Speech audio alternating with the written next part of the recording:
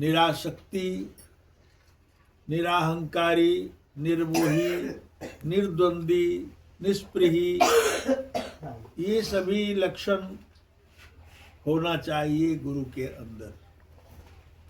तो वह गुरु है। नहीं तो नाम के गुरु होने से इस जीवन में कोई लाभ नहीं। साहब कहते हैं जहां पर गुरुपद कैसे मिले हो मन जालिम धूम मचावे।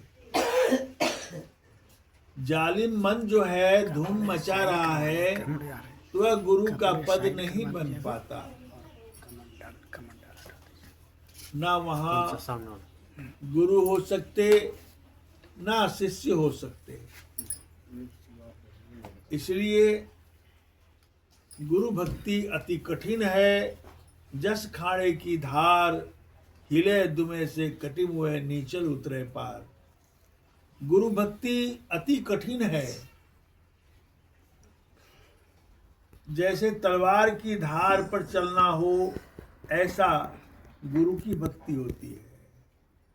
मूर्तियों की भक्ति, पूजा करने वाले मूर्तियों में क्या करते हैं, उनकी अपनी चलती है।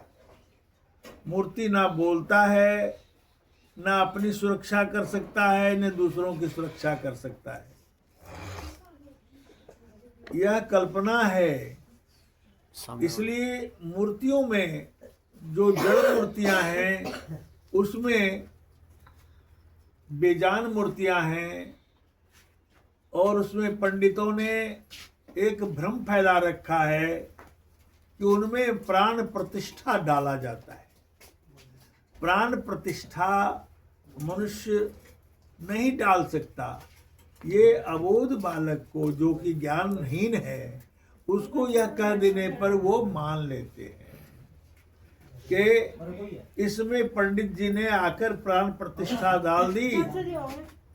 अब ये मूर्तियां जो है सजीव हो गई। पहले निर्जीव थी, अब सजीव हो गई। और वह सजीव कतई नहीं हो सकता जब मिट्टी सुर्खी चूना के बने हुई मूर्तियां हैं और पत्थर की बनी हुई मूर्तियां हैं। इनमें कोई जान नहीं। इसलिए कबीर साहब ने कहा कि पत्थर पूजे हरि मिले तो मैं पूजूं पहाड़। ता तेती चक्की भली पीस खाए संसार। उससे बेहतर तो पहाड़ की पूजा की जाए। घर में चक्की है, उसको पीसने पर आटे देते हैं, निकलती है और उससे आदमी अपने भोजन से संतुष्ट होता है। तो भाई मूर्ति की पूजा जो करते हैं संसार के प्राणी, यह एक कल्पना है। और साहब ने कहा कल्पना काल है तेरा, छोड़ तू क्यों मरे जर्जर। हजारों मर गए ईश्वर खुदा की कल्पना कर कर। हजारों मर गए ईश्वर और खुदा की कल्पना करके। कल्पना ही तो काल है। कल्पना ही तो खाता है जीव को। इसलिए गुरु तो समझाते हैं, गुरु बताते हैं सत्य क्या है, झूठ क्या है। अगर सत्य को जानना हो तो सत्य आपके अंदर है। आप नहीं जानते कि सत्य क्या है तो गुरु के पास जाते हैं और गुरु यदि बता दे कि सत्य क्या है, झूठ क्या है, तो वह शिष्य सम्मित पानी होकर गुरु पर परम विश्वास करके अपने भक्ति मार्ग पर चल देता है। और जब भक्ति मार्ग पर चलता है तो उसे कोई आकांक्षा नहीं रहती संसार की। हमें ये धन चाहिए, ये पुत्र चाहिए, कृत्र चाहिए, ये चाहिए। संसार की चीजें जो भी हैं यह क्षणभंगुर है। आज है कल नहीं रहेगा। तो इसका मतलब फिर मनुष्य जीवन भी नहीं रहेगा। जैसे संसार की वस्तुएं नहीं रहती हैं उसी तरह मनुष्य जीवन भी नहीं रहेगा। फिर 84 लाख जोनियों में जाना पड़ेगा। साहब कबीर कहते हैं कि लख 84 भटक के पौपे अटका आए, अब की पासा ना पड़े फिर 84 जाए। अगर मनुष्य जीवन में आए हैं तो यह मनुष्य जीवन अनमोल जन्म है, जीवन है। इस जीवन में आ करके अगर मनुष्यता की चोटी पर नहीं पहुंचे, मनुष्य जीवन सार्थक नहीं किया, तो इस जीवन का कोई रहस्य नहीं प्राप्त हुआ। हम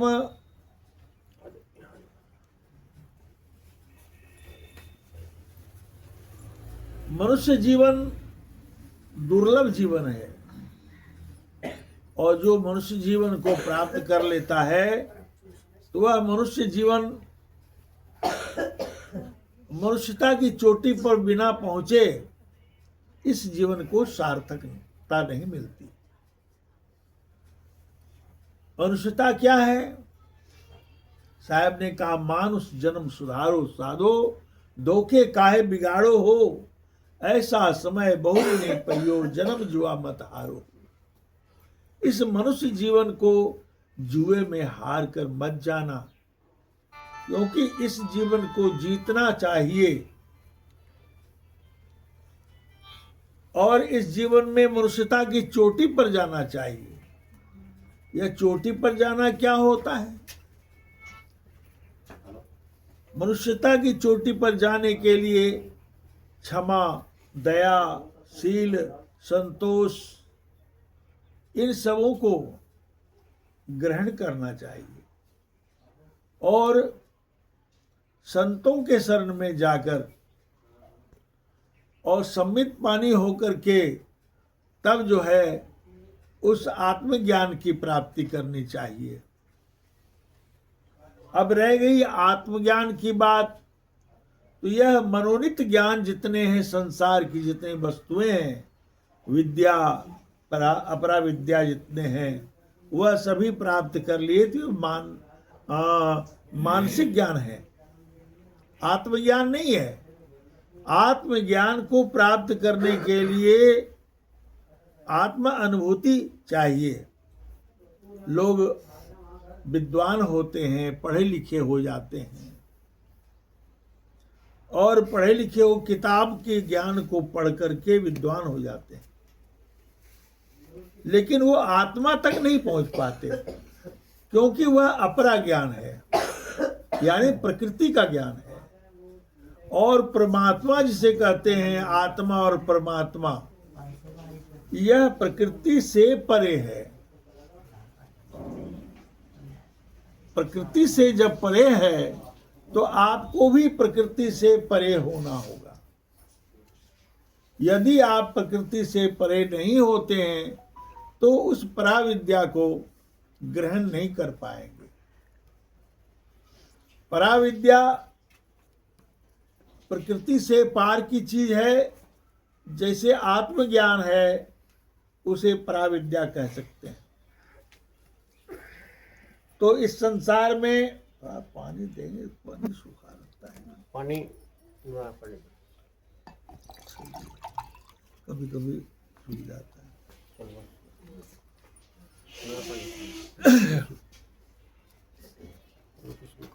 इस शरीर में आप हैं, यह शरीर का जितना पार्ट पुर्जा है, जितनी इंद्रियां हैं और मन है, ये प्रकृति के पार नहीं जा सकता।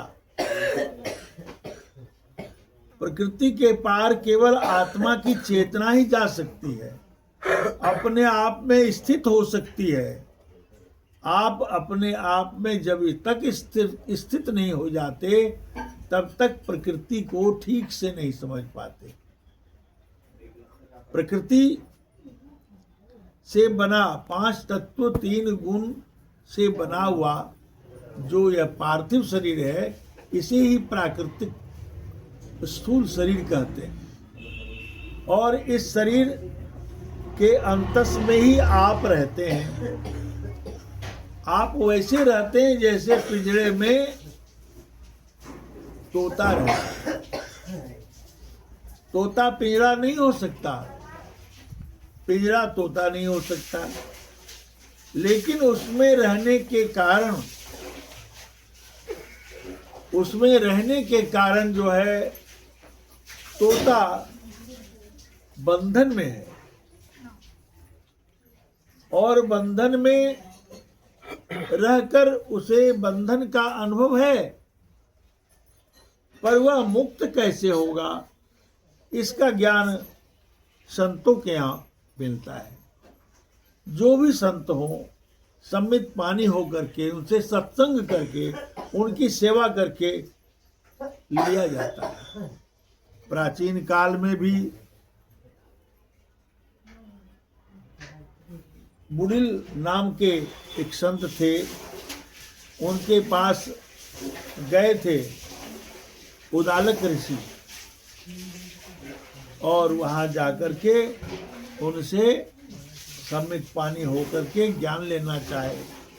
उन्होंने कहा कि देखो, यह अध्यात्म ज्ञान इतना गूढ़ ज्ञान है, यहाँ रहकर सेवा करना पड़ता है, और सेवा के बाद ही संतुष्ट होकर संत यह ज्ञान देते हैं।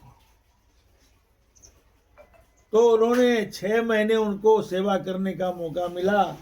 तो गौएं हैं इस जंगल में, गौओं को चराना, इनकी देखभाल करना, उनकी सेवा करना, यह तुम्हारी ड्यूटी है। उसके बाद तुम्हारे जो प्रश्न है उसका मैं उत्तर दूंगा। एवं प्रकार से आजकल तो गुरु भी बहुत सस्ते हो गए हैं और शिष्य भी सस्ते हो गए हैं। गुरु जो है मलटारियां बना रहे हैं, बड़े बड़े अट्टालिका बना रहे हैं, कोई सोने का मंदिर बना रहे हैं, सोने का आश्रम बना रहे हैं, तो कोई संगमरमर लगा रहे हैं, और इसमें भक्ति का कहीं लेस मात्र नहीं है। तो गुरु शरणागत में कामना रहित होकर के जाने के बाद अध्यात्म की प्राप्ति होती है। अगर कामना है संसार की, तो अध्यात्म के लायक वो नहीं है। इसलिए आजकल तो ऐसा भी है कि भीड़ तंत्र है। गुरु भी भीड़ जुटा रहे हैं, शिष्य भी भीड़ को देख के मगन हो जाते हैं। तो कहने का मेरा अभिप्राय यह है कि इस जीवन में अध्यात्म की प्राप्ति करना बहुत कठिन है। अभी ने कहा कि गुरु भक्ति अति कठिन है, जस खाड़े की धार, हिले दुमे से कटे हुए नीचल उतरे पार। नीचल का मतलब हुआ निश्चलता, और तलवार की धार गुरु के पास जाते हैं तो गुरु की आज्ञा पालन करना पड़ता है। गुरु के विचार से मिलकर वहाँ जो कहते हैं गुरु, उसमें उसके लक्ष्य में लक्षित होकर के भक्ति मार्ग पर चलना पड़ता है।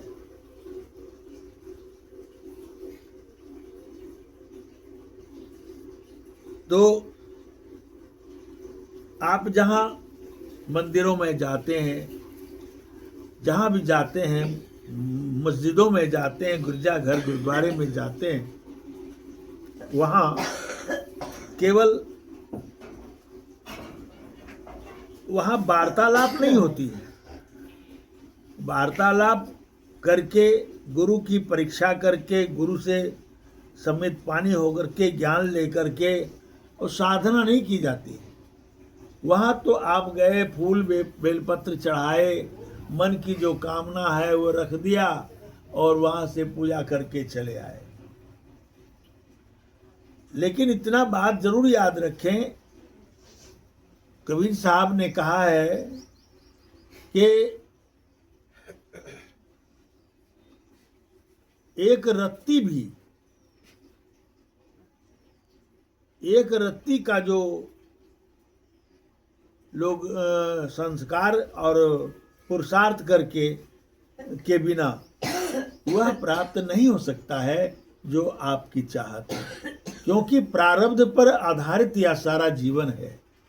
प्रारब्ध मनुष्य जीवन में सबसे जटिल है। अगर प्रारब्ध में है तो आपको आपके इच्छा के अनुकूल हो जाएगा, और नहीं है तो कतई नहीं होगा। तो साहब कहते हैं कि अरे मन धीरज काहे ना धरे, अरे मन धीरज काहे ना धरे, शुभ और अशुभ कर्म पुरवीरे, रत्ती घटे न बढ़े। एक रत्ती मात्र भी ना घटता है ना बढ़ता है। होनहार होवे सो होवे, चिंता काह करे। चिंता क्यों करते हैं? होनहार में जो होने वाला है वही होगा, उससे ज्यादा नहीं होता है। ऐसे भी लोग कहते हैं भाग्य से अधिक और समय से पहले न कुछ हुआ है, न होता है, न होगा। जब नहीं होता है तो क्या आकांक्षा है, क्या मांग है? कोई मांग प्रभु से नहीं करनी चाहिए। इसका मतलब, मांग करने का मतलब है कि प्रभु की भक्ति करते हैं और मांग करते हैं, इसका मतलब प्रभु को विश्वास नहीं है। प्रभु पर जिसको विश्वास है वो कुछ नहीं मांगता। वो जानते हैं कि वो तो जान ही रहे हैं, वो तो देख ही रहे हैं हमें किस कर्मों का परिणाम मिल रहा है। वो हम नहीं देख रहे हैं, पर वो तो देख रहा है। और इस संसार में इतनी मांग है, इतना कामना है कि उस कामना के वशीभूत होकर के प्रभु से बिछड़ जाते हैं। बिछड़े तो आए ही संसार में और अब भी बिछड़ रहे हैं। कहने का अभिप्राय यह है कि भक्ति की ओर अगर बढ़ना हो तो सदगुरु के शरण में, संत के शरण में रह करके निष्कामना पूर्ण भाव से भक्ति करनी चाहिए। और जो भूमि बता दे, जो स्थान बता दे, उस स्थान पर संयम करना चाहिए, क्योंकि मुक्ति का द्वार आपके ही शरीर में है। आपका शरीर ही भक्ति का धाम है और इसी शरीर से फिर निकलना है। निकलने वाले तो कोई कान से निकलते हैं मरने के समय, कोई आंख से निकल जाते हैं, कोई नाक से निकल जाते हैं, कोई मुंह से निकल जाते हैं, कोई पैखाने रास्ते, कोई पेशाब रास्ते से निकल जाते हैं। और 84 लाख जोनियों में उसी अनुरूप वह जाते हैं।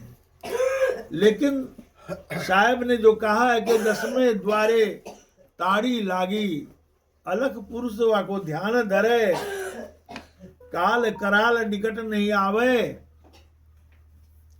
यानी 10वें द्वार से जो प्राणी संयम करके, साधना करके, गुरु के अनुकूल उनके लक्ष्य में बंधकर और निकलते हैं, तो वह जो है 10वें द्वार से उसकी ताड़ी लगी हुई है। उसी तारी से, मकर तार से चेतन आत्मा इस शरीर से निकल जाती है और वह विदेह मुक्त हो जाता है। और जो संसार की कामनाओं में फंसे हुए हैं, वह संसार की कामना ही उसे अधोगति में ले जाता है।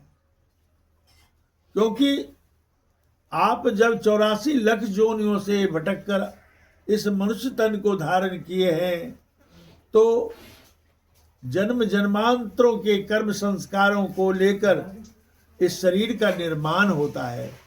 और इस शरीर में आप उस तरह हैं जैसे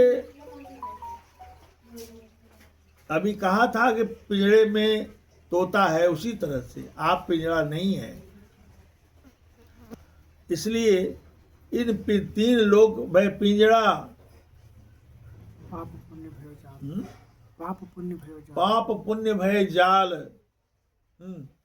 3 लोक यह पिंजरा है और पाप पुण्य उसका जाल है, इसमें फंसे हुए हैं। इंद्रियां हैं तो अच्छे काम करेंगे या बुरे काम करेंगे, कर्म तो करना ही होगा। इसलिए इन कर्मों के जाल में सारे प्राणी फंसे हुए हैं और इन कर्मों के बंधन से मुक्त कैसे हों, इसके लिए अनादिकाल से संतों की वाणी है। संतों ने चिताया जीवों को कि भाई इस शरीर में आए हो तो कितने दिनों तक कर्म के चक्कर में पड़े रहोगे, निर्बंध कब हो जाओगे। बंधन में सारे जीव हैं। साहेब कबीर ने कहा, बाजीगर का बांदरा वैसे जीव मन साथ, नाना नाच नचाए के राखे अपने हाथ। बाजीगर कहते हैं मदारी को, और मदारी जो है बंदर को जिस तरह नचाता है, उसी तरह यह आत्मा बंदर की तरह। सबई नाच नचावे राम गुसाई, नाचे नर मरकट की नाई। मरकट माने बंदर होता है, और वो राम गुसाई जो है जिसके आधार पर सारी सृष्टि चल रही है, जिसे काल भगवान कहते हैं, उनके चक्कर में यह संसार पड़ा हुआ है। वही काल भगवान मन के रूप में भी है अंदर। तो सभी नाच नचावे, सारे नाच मन नचा रहा है और जीवात्मा उसे बंदर की तरह नाच रहा है। सभी मन को खुश करने के लिए सारे प्राणी संसार में चक्कर लगा रहे हैं, दौड़ रहे हैं। अभी यहाँ मन नहीं लगेगा तो आप कहें कि यहाँ मन नहीं लगता है, चलो कहीं और जाएं। तो मन को खुश करने के लिए सभी प्राणी पड़े हुए हैं, और ये ज्ञान नहीं है कि मन ही हमारा काल है और यह मन ही हमें दुख में मनोरंजन करके दुख में डाल देता है, और प्राणी उसी मन के चक्कर में संसार में दुख भोगता रहता है।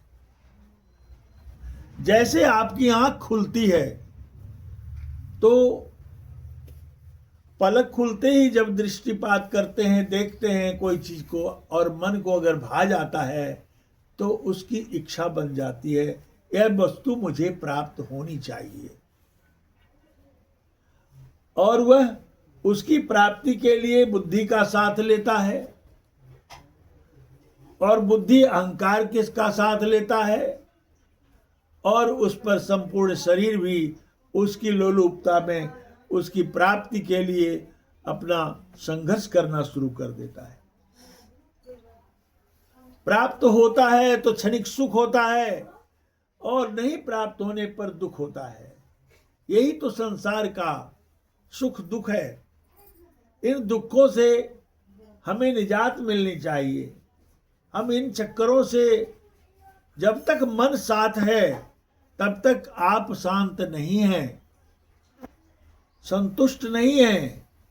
सारी दुनिया की सारी वस्तुएं प्राप्त हो जाएं आपको, लेकिन आप संतुष्ट नहीं हो पाएंगे। क्यों? कि यह मन चंचल है और यह मनोवृत्ति के अधीन आप हैं। इसलिए यही आपको अपने चंगुल में फंसाकर दुख देता रहता है। तो इस मन का साथ छोड़ना चाहिए। जैसे अष्टावक्र से राजा जनक ने, जो उसने स्वप्न में देखा था कि मैं बहुत गरीब हो गया हूँ, बड़ी मुश्किल से कई दिनों भूखा रह करके और भिक्षा मांग करके चावल दाल लाया, और नदी के किनारे जाकर मिट्टी के हांडी में खिचड़ी बनाया, और बनाने के बाद वह 2 सांड उधर जाके स्नान करने गए। 2 सांड जो है लड़ता हुआ आया और उसके खिचड़ी का हांडी फोड़ करके सारे धूल धूसरित कर दिया। राजा जनक बहुत दुखी हुए तड़प गए वो भूखों। अब नींद खुल गई, तब वो देखता है कि मैं तो राजा हूं, ये स्वप्न में ऐसा दृश्य क्यों आया। बड़ी चिंता हुई और उन्होंने पूरे राज्य में ऋषि मनीषियों को, महात्माओं को बुलाने के लिए डंके पिटवा दिए।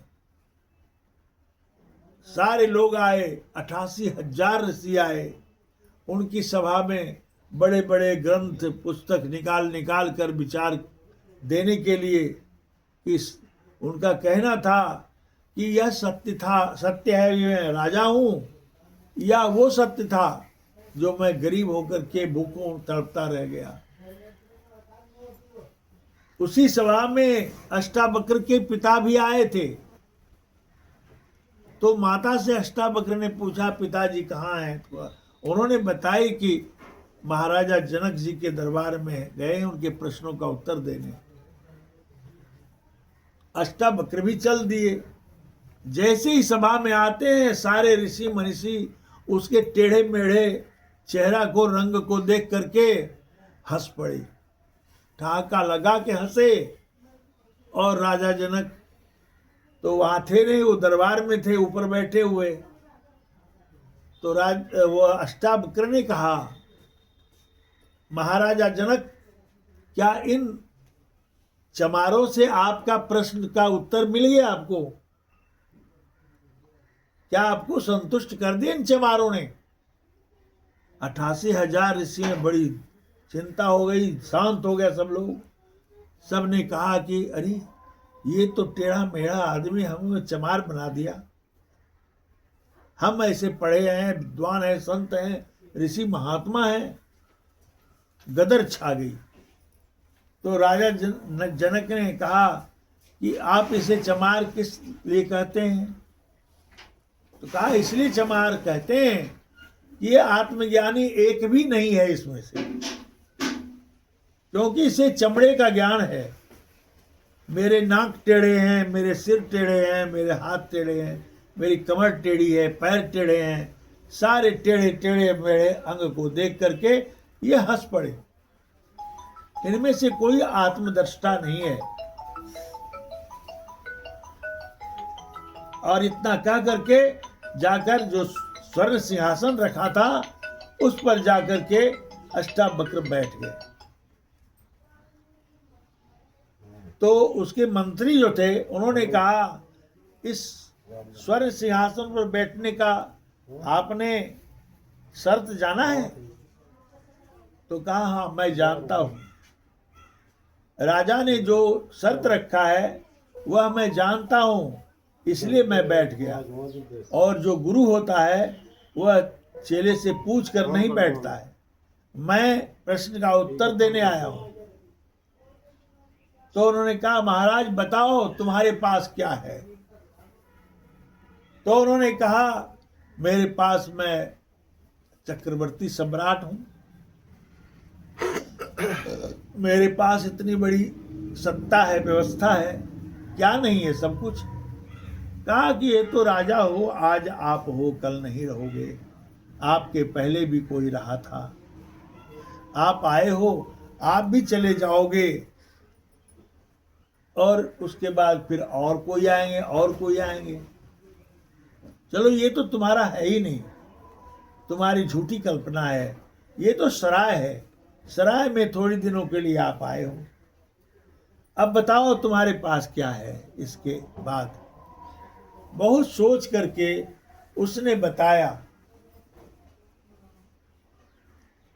कि मेरे पास तो और कुछ नहीं, सबको आपने नकार दिया, मेरे पास मैं सोच कर बताता हूं, मेरे पास मेरा मन है। कहा, हाँ ये तो सत्य बात है कि आपका अपना जो कुछ है वह मन ही है। तो कहा, चलो बाग में, यहां मैं नहीं बताऊंगा। बागों में ले गए, कहा कि इस घोड़े पर चढ़ो।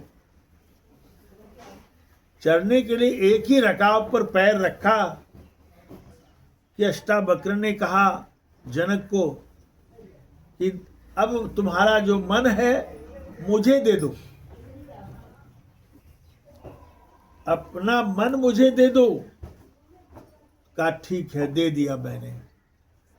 फिर पैर उठाकर दूसरी रकाब पर रखना चाह तो अष्टावक्र ने कहा कि अब पैर कहां उठा रहे हो, तुमने मन दे दिया मुझे, और मन इंद्रियों का राजा है, मालिक है। जिस इंद्रियों पर भाग में मन जाएगा वह इंद्रियां काम करेगी। तुमने मन मुझे दे दिया, अब तेरे पास मन नहीं है, तुम्हारे पैर अब नहीं उठने चाहिए। और पैर एक ही पैर पर खड़ा रहा। और अष्टावक्र ने अध्यात्म की वह शक्ति उसमें पिरो दिया जो वह समाधि लग गई। उस समाधि में 3 दिनों तक रहे, और होने के बाद जब उन्हें चेतन समाधि से उनकी चेतना को शरीर में लाया गया, तब उन्होंने कहा, हे गुरुदेव, आपने मुझे सब कुछ दे दिया। तो कहा, देखो यही सत्य है जो तुमने मन देने के बाद देखा अपनी आत्म चेतना में, यही सत्य है। और जितनी चीजें हैं यह सभी झूठ हैं, यह तुम्हारे नहीं हैं। तुम तो आए हो अपना ड्यूटी करने, और तुम्हें यहां से हटा दिया जाएगा।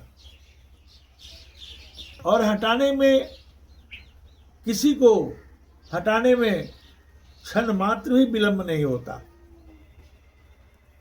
इसलिए इस संसार में जिस तरह जनक के और अष्टावक्र के संवाद में यह ज्ञान प्रस्फुटित होता है, इस बात को हमें अनुकरण करना चाहिए कि इस संसार में कुछ भी नहीं है अपना। जिसे हम मन से मानते हैं अपना, वह क्षणभंगुर है। यही बात कहते हैं, तेरा तुझको कुछ नहीं, जो कुछ है सब मोर। अरे मेरा मुझको सौंप दे, क्यों धड़कत जिया तोर।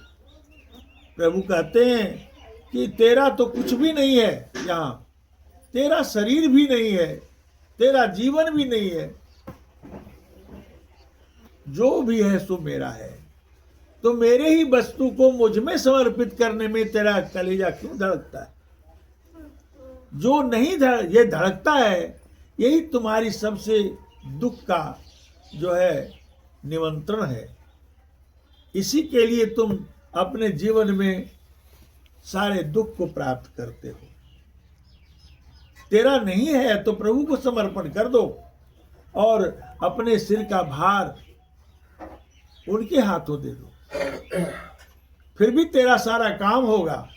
ऐसा नहीं कि कोई काम से वंचित रह जाओगे, ऐसी बात नहीं है। वाणी से ही समर्पण लोग करते हैं, हे प्रभु आपका है सब कुछ, मेरा कुछ नहीं है। तो चाहत क्यों आती है कि भाई ये बीमार पड़ गए हैं, इसको ठीक कर दीजिए, ये वो हो गया उसको ठीक कर दीजिए। भाई वो तो उसकी इलाज कीजिए, उसका व्यवस्था कीजिए। भौतिक वस्तुओं के ठीक होने के लिए भौतिक कार्य है, भौतिक विज्ञान है, भौतिक सब कुछ है। उसके लिए प्रभु से याचना नहीं करनी चाहिए। प्रभु सब देखते हैं। हमारी और आपकी आंखें तो 2 हैं, और वो भी चमड़े की आंख है, आत्मदृष्टि तो खुली नहीं। तो फिर प्रभु को जानते भी नहीं, तो मनोभाव से भी समर्पित कर दो, और जो उसका उपचार है आप करें, वो ठीक हो सकता है। फिर कामना नहीं करनी चाहिए कि मुझे ये चाहिए वो चाहिए। इसका मतलब अविश्वास है। विश्वास नहीं है कि प्रभु देते हैं, प्रभु ही सब कुछ करते हैं, मैं क्या कर सकूंगा। इसलिए इस संसार में हमें हमारी आत्मा के अंतर ही वह परमात्मा है। आत्मा एक देशी है और वह परमात्मा जो है सर्वदेशी है, सर्व साक्षी, सर्वनियंता, सर्वाधार, सर्वेश्वर है। उससे कोई छिपा नहीं है। वह उस तरह है जैसे हाथ से ऐसे करते हैं तो हवाएं टकराती हैं रोम रोम में, हमें एहसास होता है कि हवा चल रही है, हवा हमसे स्पर्श की। उसी तरह से परमात्मा जो है आत्मा के अंतस में उससे भी सूक्ष्म, उतना व्यापक है कि कहीं खाली है ही नहीं। लोगों ने कहा प्रभु अवतार लिए हैं। अवतार माया का होता है, काल का होता है, जीव का होता है। परमात्मा का अवतार नहीं होता है। अवतरण होना, एक देशी हैं, अनुसत्ता हैं तो इस पर हैं, नीचे उतर जाते हैं तो यहां खाली हो जाएगा। लेकिन जो सब जगह है ही है तो उसका अवतरण कैसे होगा? कतई नहीं हो सकता। इसलिए कवि साहब ने कहा, आवे न जावे मरे नहीं जन्मे, सोई निज पीव हमारा हो। वह न आता है न जाता है, वह न मरता है न जन्म लेता है, वही मेरा प्रभु है। इसलिए उस प्रभु की भक्ति करनी चाहिए। वह सर्वव्यापी सत्ता है। तो जीवात्मा परमात्मा के गोद में है, अभी भी है। और उसका क्या स्थिति हो गया है कि जैसे 33 कर लो, 66 कर लो, प्रभु पीछे पड़ गए, आप आगे पड़ गए। आपके आगे इंद्रियां हैं, आपके आगे मन बुद्धि चित्त अहंकार है, आपके आगे संसार का विषय है, आप इन विषयों में उलझ गए। लेकिन सत्ता जो परमात्मा है उसकी शक्ति आपकी आत्मा में है, और आपकी आत्मा की शक्ति इंद्रियजन्य वस्तुओं से में सराबोर होकर इंद्रियों उसी की ताकत से यह मन भी काम करता है, बुद्धि भी काम करता है, चित्त अहंकार इंद्रियां सभी करते हैं। अगर आत्मा इस शरीर से निकल जाती है, जीवात्मा, तो उस जीवात्मा के निकलते ही शरीर मृत प्राय हो जाता है। तो इसे उलटना है। सुरति उलटी अवलोक जी तो है पीयू मिलेंगे। अपनी सुरत को, अपनी चेतना को, आत्म चेतना को इंद्रिय जन्य विषयों से उलट करके आत्मभूमि पर स्थित होना, उसके बाद गुरु के लक्ष्य में बद्ध कर ध्यान करना, भजन करना, यह प्रक्रिया से ही प्रभु को पाया जा सकता है, अन्यथा कहीं नहीं। अन्यथा प्रभु मिलने का कोई, आप रामायण भी पढ़ते हैं, रामायण भी पाते हैं, प्रकृति पार प्रभु सौरवासी, ब्रह्म निरीह विरज अविनाशी।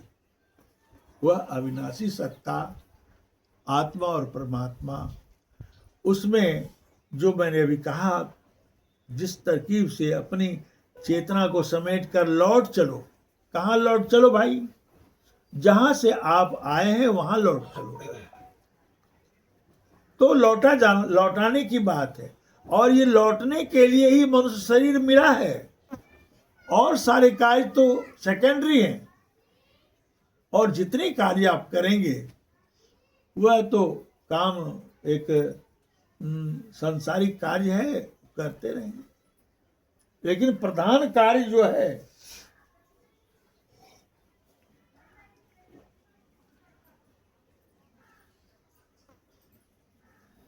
प्रधान कार्य जो है वही है हमारा कि हम अपनी चेतना को लौटा करके अपने अंतस में, अंतःपुर में स्थित हो जाएं।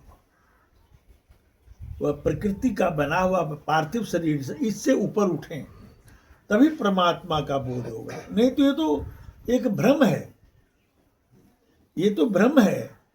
हम बाह्य इंद्रजन्य स्थिति में देखते हैं जितने चीज, ये क्षणभंगुर है। इससे हमारा उद्धार नहीं होगा।